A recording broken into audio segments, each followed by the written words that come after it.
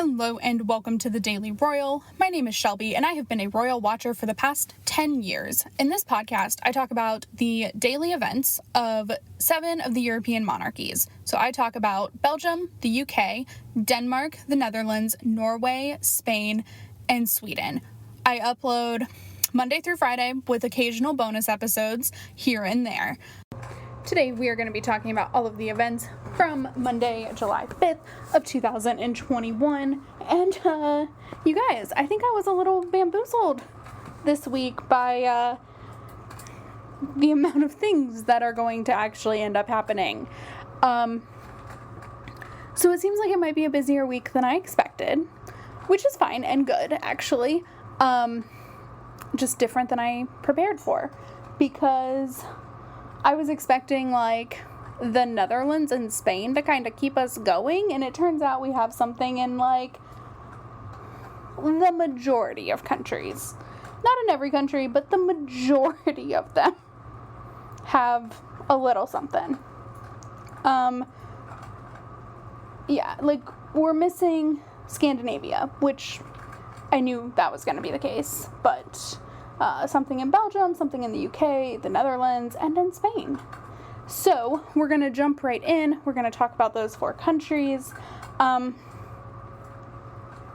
not going to do a Belgian segment because there just isn't a ton there. So we're just going to talk about it in the intro. So today, King Felipe swore in the Attorney General of the Liege Court of Appeals. Liege is a municipality in Belgium. And the Belgian Minister of Justice was also present.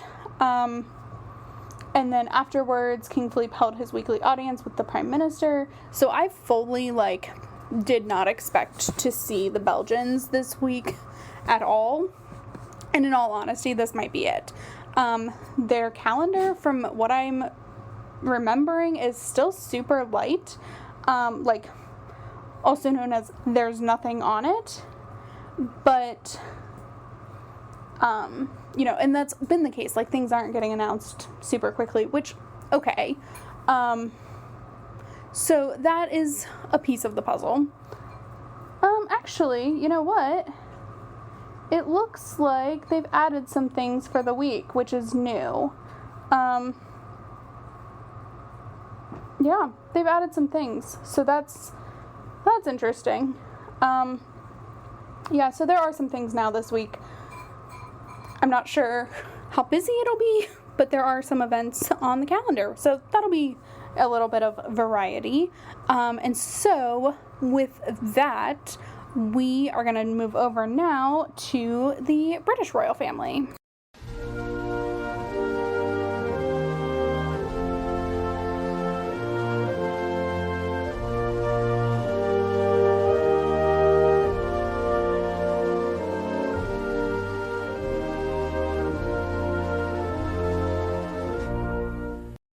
In the UK, there were a couple of things going on today.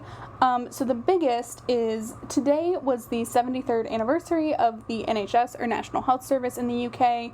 And so there were a few different things to mark that occasion.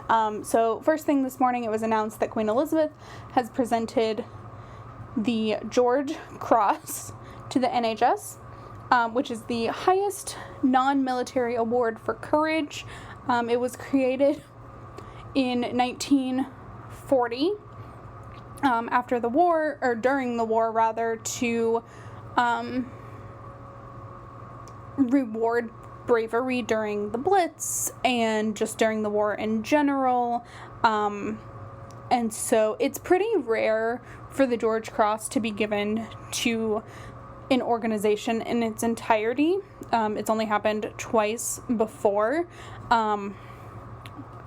Once being to the entire country of Malta during the war, and then also to the Northern Ireland, I think, police force during the attacks and during the troublesome time in the 90s when a lot of stuff was happening between Ireland and Northern Ireland. So that happened, and then this for the NHS, of course, for the past 15 months that we've been really living in this pandemic, and frontline workers and healthcare workers are at the highest level of it and experiencing the most of it, even still, of course. So that is what was going on there. And then there were a couple of other events today that the Duke of Cambridge attended. So the Duke of Cambridge is the royal patron of the NHS charities, along with the Duchess of Cambridge, but we'll talk about that in just a second. So he attended today a service of Thanksgiving and a reception at Buckingham Palace with NHS charities. I think it was called like the NHS Big Tea or something like that, but it was just a way for organizations to come together and thank the NHS for their efforts in all times, but specifically in the past 15 months that we've been living in a pandemic. So, the Duchess of Cambridge was supposed to attend all of this as well, but she has landed herself in some isolation due to exposure to a patient, COVID person, someone who had COVID. So as of right now, everything's fine. She tested negative. She is feeling fine, but just a precaution, she's going to be in isolation, just in case she were to develop any symptoms. So as to not spread further, which, is really sad and kind of takes her out of some events that I thought she might go to this week, like, to the England-Denmark game on Wednesday, like, in Wimbledon this week, like things like that. But such is life, and we are still living in a pandemic, and what a great reminder that, yeah, we are still living in a pandemic. It's not as intense and all of that, but like it is still a thing. So that was really sad. It was really strange. It was like I went to bed knowing that these events were going to happen with her in attendance, and I woke up to the news that she was now in isolation. It was just a very like, oh, okay, never mind kind of thing. So anyway, that was the first event in the UK, and then today also marked the start of Wales Week. So last week was Scotland Week for Queen Elizabeth. This week is Wales Week for the Prince of Wales and possibly the Duchess of Cornwall. She didn't have any engagements today, but they said, like, in the social media post that it was their Royal Highnesses, so I would assume she'll be taking on some engagements as well, but for sure it is Charles's week in Wales. So he today had a busy schedule. He took on 3-ish, like it was 3.5 kind of, engagements. So he visited the Iceland supermarket, which was very concerning. Okay. Just a little, like, I have no boundaries kind of thing in terms of, like, work-life balance. I wake up and I check Twitter because I know that a lot of the things that I talk about are typically happening, like, right as I'm waking up or have already happened if they're morning things. So I check Twitter first thing. And I'm usually still pretty tired, like I'm just waking up kind of thing. So seeing that the Prince of Wales was at the Iceland supermarket was super confusing this morning until I, like, got my wits about me and had some coffee. No, I actually don't use coffee to wake up. I drink coffee, but that's a rather new development in my life. Like, I've been drinking coffee for a month. Not a big thing. And it was just really interesting that that's how my brain worked, was like, wait, the Prince of Wales is in Iceland? What an odd place to be. Turns out it's just a supermarket in Wales. And so the focus on that during that visit was the Iceland supermarket is working on going plastic free, so like going more sustainable. So all of their like store brand will go plastic free by 2023, which is really soon. So he visited that. He also saw like the warehouse. So this was all kind of like, they called it a whistle stop tour of Iceland supermarket, so, like, he saw different facets. That's why I'm like, it was 3.5, because the other two, like, pieces had to do with the same visit, so I'm calling it 3.5. But then next he visited the Walkhart, I don't know, vaccine factory, which is currently producing 300 million doses of the AstraZeneca vaccine. So they're able to produce, I think it said like 150,000 vials a day, which equals out to about 1.5, my math could be very wrong on this, but I think it equals out to about 1.5 million doses, because I think there's 10 doses in a vial, but I'm not entirely sure that that's the case. And also each vaccine may be different. So anyway, they're producing them pretty rapidly. And so of course that's a very of the times visit. And then he also visited the, I'm going to say, St. Winifred's well, which is a pilgrimage site for the Catholic Church. So apparently the water within this well have healing power, miraculous healing powers given by God. I don't quite, anyway, that's what it says. That's the story. That's the thing. I certainly don't want to offend anyone or anything like that, but that's what it says. And so he was shown around the site by a bishop or archbishop, or, again, I talked about this last week. You guys, I don't understand the Catholic Church, like, hierarchy. Like, I get pope and cardinal, but then after that, I don't know. I don't know. So anyway, he was shown around by a priest of the site, and then he was also able to meet with children at the school attached to the church, so the St. Winifred School, where he was able to meet with a small group of students at the location. And so a good first day of the Wales week. I kind of remember I've started doing this thing where I listen to the podcast that I did a year ago, which is super cringe, and please don't do it with me, because ouch. They were starting to get better by this point. But anyway, I had one called The Prince of Wales and Wales, and that was very much like Wales week, but I didn't really put two and two together because there wasn't a Scotland week last year, but it makes a lot more sense now. Like, I also think there's a Cornwall week that we'll see at some point. But anyway, so that is where the British royal family is at today.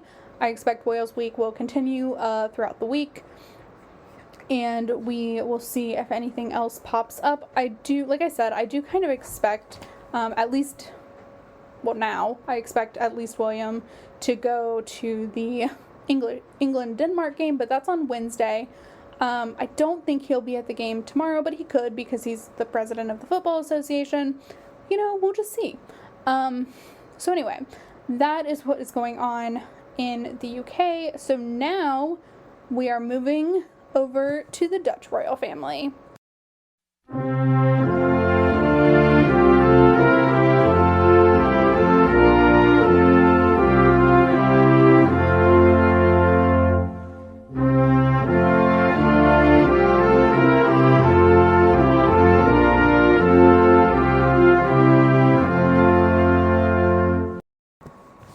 Well, it was state visit day 1 for the Dutch royal family to Germany. And you guys, this was so fun. So I will say it, because, and this is like an ongoing problem that that I have solved a little bit, but still not perfectly. Because I can't I don't know all the right resources to follow as closely as I do, say, the Spanish royals or the British royals. I was pretty up to date on everything happening. Like, I kind of knew what was going on when, but I certainly still felt like I was behind all day. But even just, like, going through the social media feeds, when I envisioned this podcast, this is, of course, the thing that I saw, right? Like, I wanted to talk about state visits, and I wanted to not really talk about the fashion, but, like, maybe, but, like, talk about the pomp and circumstance around being a royal. And then we had one state visit. Strangely enough, it was the Dutch royal family. And then the day they got back, COVID really, like, started to hit where I lived, but also, like, in Europe, because it kind of happened at the same time. Like, my state that I live in, I think I have mentioned this, I live in Ohio, was very quick to respond. So we were doing a lot of things maybe like 2 or 3 days behind Europe.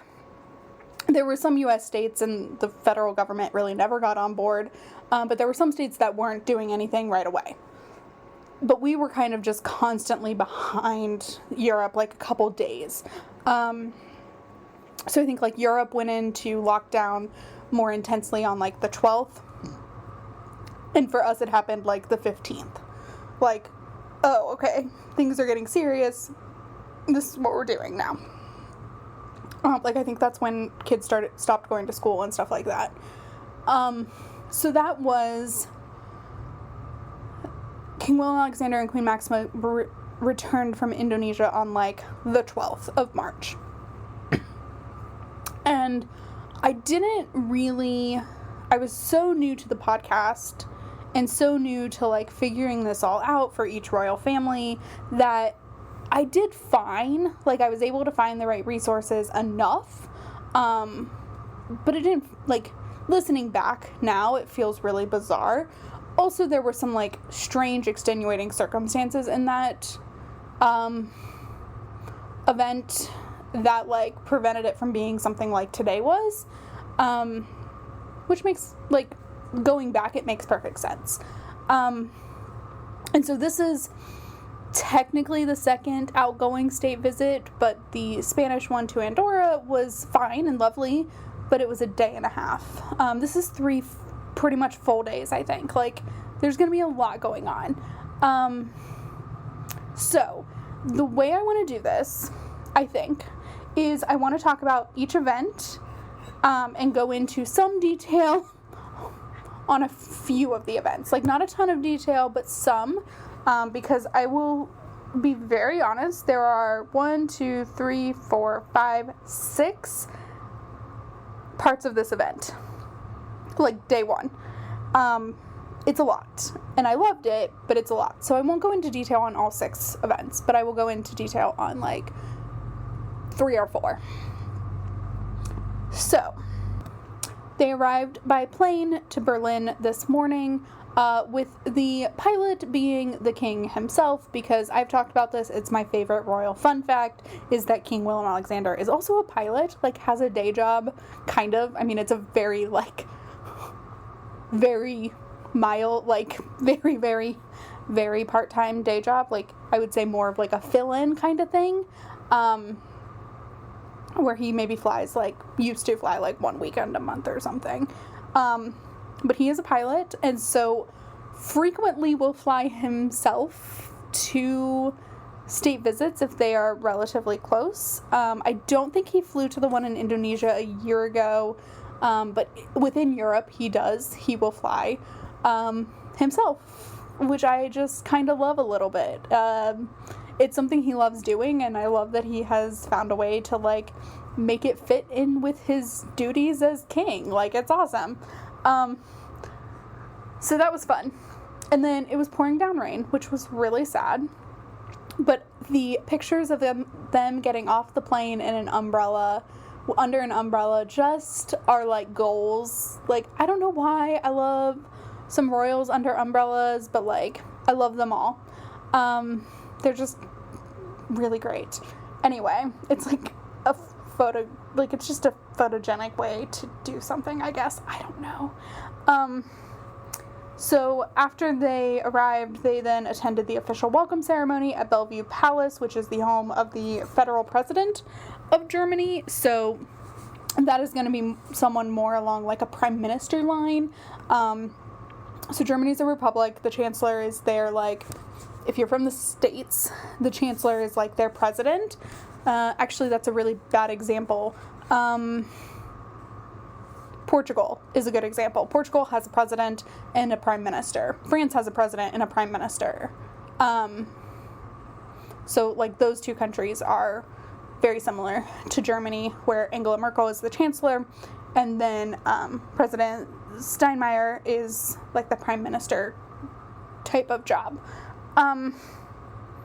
So that happened, and so this is, like, the official welcome ceremony. There's a official kind of military style welcome, review of the guard, etc. This, from what I'm learning, happens in pretty much every state visit that I've seen, which is not many. Remember, it's like 4. We've had a total of 4 state visits since I started this podcast. So anyway, that was next, and it was the federal president and his wife, and Willem Alexander and Maxima. And then, after the official welcome ceremony, King Willem Alexander and President Steinmeier visited the Anne Frank Center, which is the partner site to the Anne Frank House in Amsterdam. So I recently talked about this, but if you're newer to the podcast, Anne Frank, who is a historically famous victim of the Holocaust, who wrote a diary when she was living in an attic, hiding from the Nazis in Amsterdam. So she is Dutch, or was Dutch. She lived in Amsterdam and the Netherlands became Nazi-occupied territory. And so Nazi rules began to apply there. And so her and her family lived in an attic. And then were discovered, and it was a horrible fate. And so there's the Anne Frank House, which is in Amsterdam, and is a museum to ultimately prevent anti-Semitism and any kind of discrimination, but specifically anti-Semitic discrimination. And then there are partner sites. So there's an Anne Frank Center in Berlin, and there's an Anne Frank Center in, I think it's in New York, that are used in ways to provide young people with ways to prevent anti-Semitism. So this is, and obviously Germany, Nazi Germany was, of course, the land of, like, where the Nazis were from, and, like, where it started to develop. But anti-Semitism is not a German-specific thing, clearly, because it still happens. And, it's something, for me, I don't understand it, because I just, like, that's just not in my personality to even, like, everyone is who they are, and, like, that's it. Now, that's not the best way to be. Like, I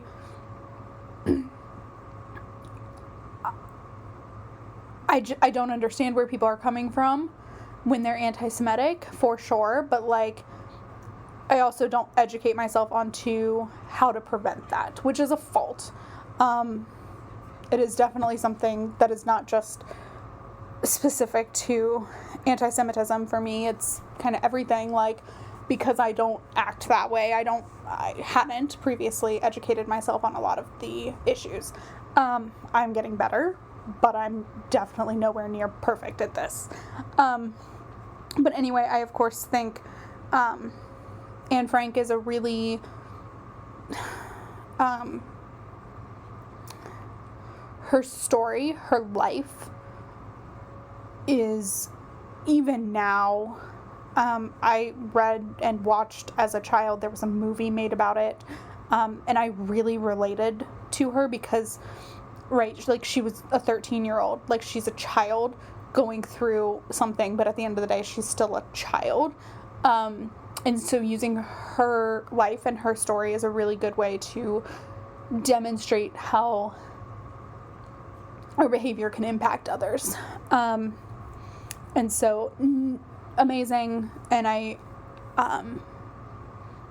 think, like, you know, again, just kind of a, like, Germany uses its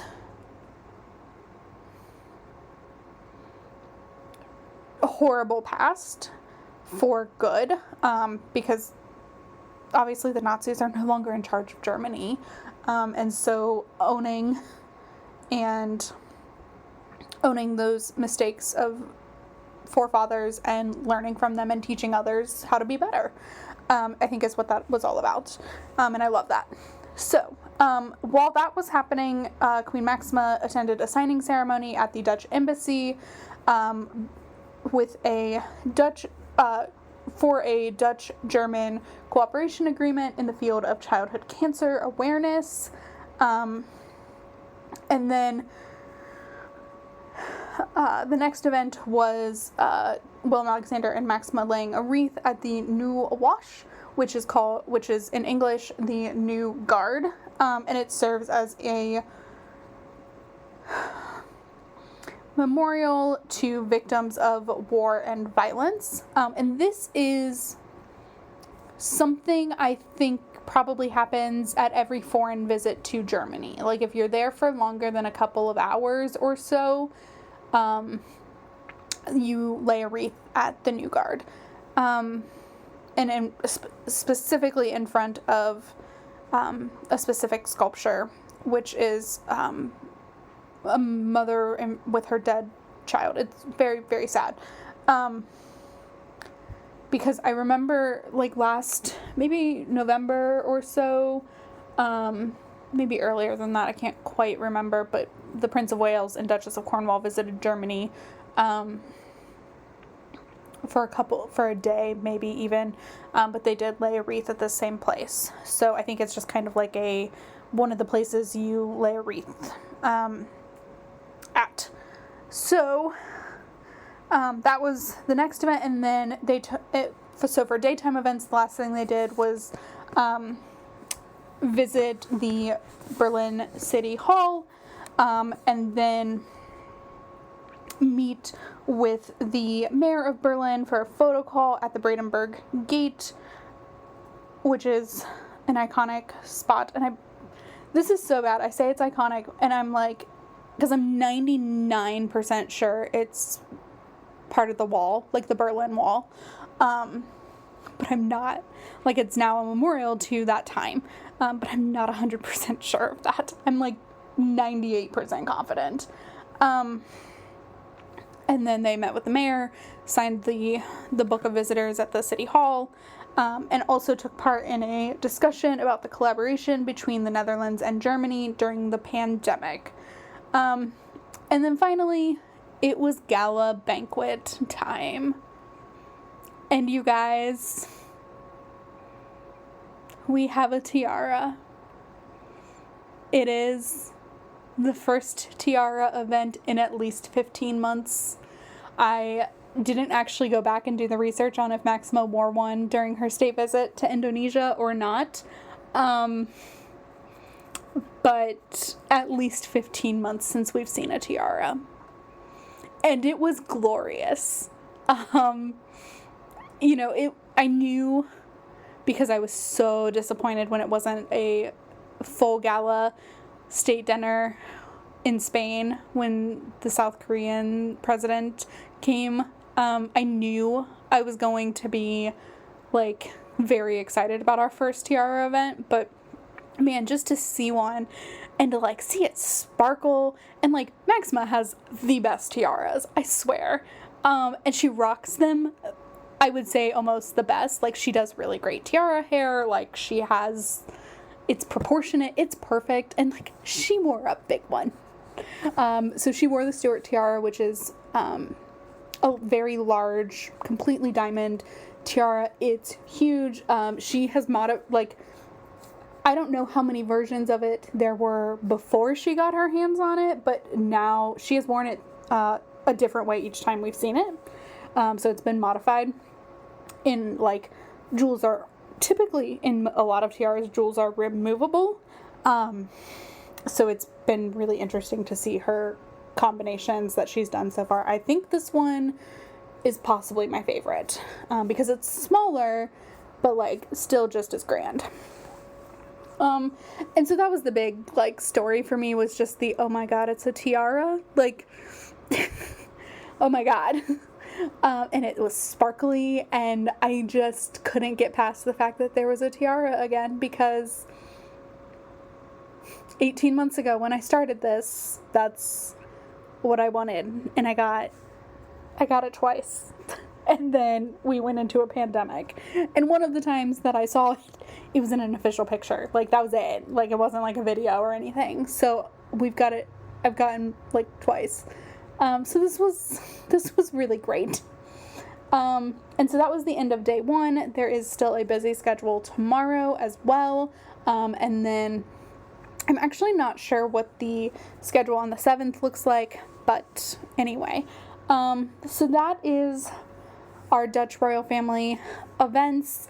We are going to go ahead and move in to the Spanish royal family. I'm probably going to talk for like 10 minutes about Spain, so just about 10 more minutes of a podcast. We'll see. I knew these couple of days were going to be kind of busy. But with that, let's go over to the Spanish royal family.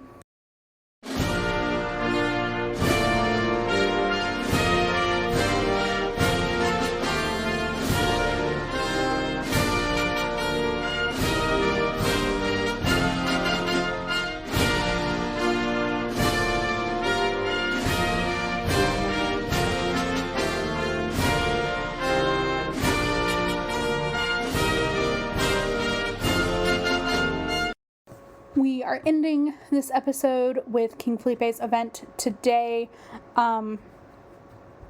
So Spain is really great in that they release their calendar a week ahead. So on every Friday, they release their calendar for the next week. So I've known that this event was coming for a couple of days, so I was able to do some preliminary research.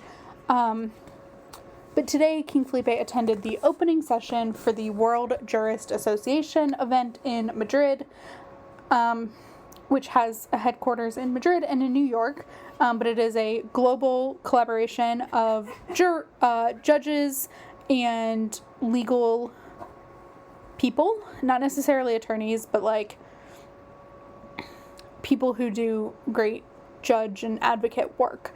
And so today's event included a tribute to U.S. Supreme Court Justice Ruth Bader Ginsburg.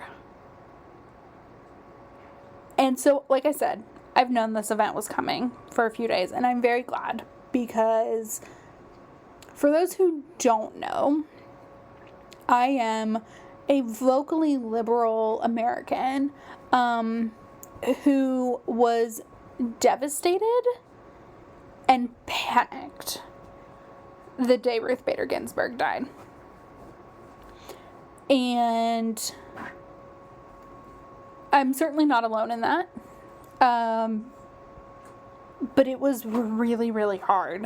And, you know, I say that as a American who we were living in the throes of the hardest presidential election probably ever, but very, at least in more modern times. It was a hard one. And it took an emotional toll on everyone, no matter what side you stood on. Like, it just did. And RBG dying right before the election and knowing what was going to happen, and ultimately, of course, what did happen with the rushed Supreme Court nomination and promotion that has yet to, but could very soon have incredibly hard consequences. I mean, it's had some, but like, not really. Not the one that everyone is panicked and worried about yet. So to know that in my completely biased mind, my favorite royal family and my favorite king for sure, would be attending an event honoring someone who's so important to me and so many Americans was, I'm not gonna lie, I really was like, how am I gonna do this? Because I knew it was gonna be like a big thing for me, and it was. The good news is it also fell on a state visit, like a state visit with the Netherlands, and so I got to watch it all, but I didn't get to like reflect on it that much. So anyway, in February of 2020, so a year ago, Justice Ginsburg was given the World Jurist Association World and Peace Liberty Award, which is a award that was also given to King Felipe a year before, in 2019, for his commitment to Spain's democracy. And for Justice Ginsburg, it was to the Constitution of the United States, to feminist ideas, and the equality of women, and various other amazing things that she has done. And so this year, the World Jurist Association created the WJA Ruth Bader Ginsburg Medal of Honor Award, which is given to women who are making a difference in the jurist world. And so today, King Felipe presented those awards alongside Jane Ginsburg, who is Ruth Bader Ginsburg's daughter. And then he also took place in a discussion focused on equality.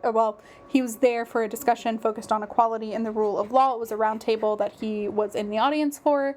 And then after that, he and the president of the World Jurist Association in Madrid both gave speeches in which they honored really in King Felipe specifically, the Constitution and the role in which he and various other sections of the government play. And it was just like a really big deal, and I think it's a bigger deal to me because of who RBG is, and how much respect I have for her, and how devastated I was when she passed.